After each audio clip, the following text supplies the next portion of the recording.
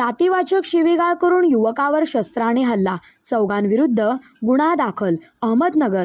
चौघांच्या टोळक्याने युवकाला जातीवाचक शिवीगाळ करून वस्त्रा, कोयता व लाकडी दांडक्याने हल्ला करून जखमी केले. रोहित रामदास जगधणे वय 19 राहणार श्रीकृष्णनगर, एकनाथनगर, नेप्ती रस्ता, केडगाव असे हल्ला झालेल्या युवकाचे नाव आहे. त्यांच्यावर रुग्णालयात उपचार सुरू असून त्यांनी दिलेल्या जबाबावरून कोतवाली पोलीस ठाण्यात गुन्हा दाखल झाला आहे.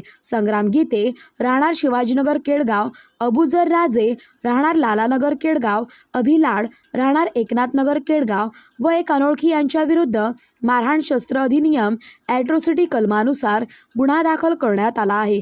रोहित यांच्या आईने त्यांच्या मामाकडून 68,000 रुपये हातुसने घेतले होते. ते पैसे देण्यासाठी रोहित रविवारी 25 ऑगस्ट रोजी सायंकाळी 7 ते 7:30च्या दरम्यान जात असताना लालानगर येथील पाण्याच्या टाकीजवळ संग्राम गीते व इतरांनी त्याला अडवले. जातीवाचक शिवीगाळ करून वस्त्राने हल्ला केला. कोयत्याचा धाक दाखवून मारण्याची धमकी दिली.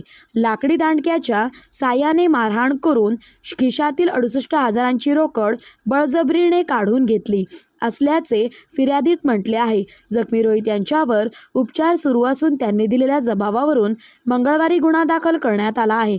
नगर शहर पोलीस उपअधीक्षक अमोल भारती अधिक तपास करीत आहे. तेच खबर महाराष्ट्र न्यूज उपसंपादक अंतोन श्यामसुंदर गायकवाड.